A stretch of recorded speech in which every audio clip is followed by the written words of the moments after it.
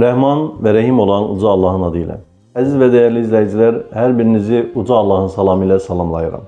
Rəbbimizin rəhmət və bərəkəti daim üzərinizə olsun. Əziz və dəyərli izləyicilər, bəzən belə bir tendensiya yayılır ki, İslam dini geridə qalmışlıq, İslam dini müasirliyə mane olan bir dindir.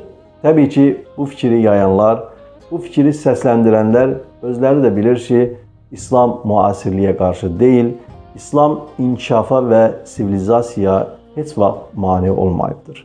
Və bunun ən böyük nümunəsi Allah Resulü sallallahu aleyhi və alihi və səlləmin həyatında bariz özünü göstərir. O mübarək Resul Mədinə şəhərinə gəldiyi zaman oranın adı Yəsrib idi. Və Yəsribi Mədinə edərək şəhər adını qoyur və İslamın mədəniyyəti, dünyaya yayılan nuru Mədinədən başlamış olur. Biz İslam'a baxdığımız zaman görürük ki, İslam dinini yaşayıb, Qur'an-ı Kərimlə həyatını bütövləşdirib, insanlıq üçün, bəşəriyyət üçün böyük töhfə verən insanlar vardır. Deyə bilərsiniz ki, bunlar keçmiş əsrlərdə idi, amma bu gün yoxdur.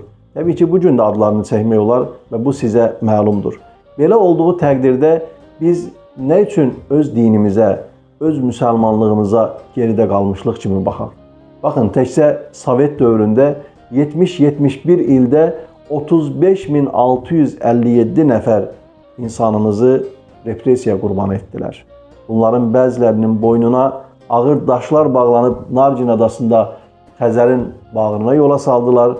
Bəziləri isə Sibirlərə, uzaq-uzaq ölkələrə, tarixləri, köçləri, geri dönüşləri məlum olmadan daha uzaqlara göndərildilər. Belə olduğu halda biz özümüzə baxırıq ki, 35.000 insanın içərisində nə qədər İslam'a, dinə xidmət edən insanlar var idi. Onlar din elmləri ilə bircə dünyəvi elmləri də mükəmməl bilirdilər.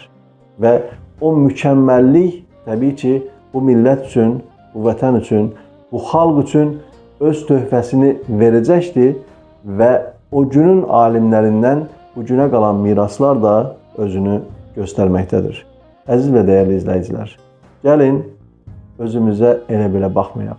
Təkcə Füzulimiz İslam adına iftixar etməyimizə yetər. Nizamidən desək, o da kifayət edər. Nəsimiyə dönsək, Nəsimimizlə də iftixar etmək bizə baş ucalığı gətirər.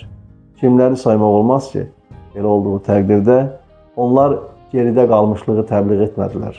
Onların danışıqlarında, şeirlərində,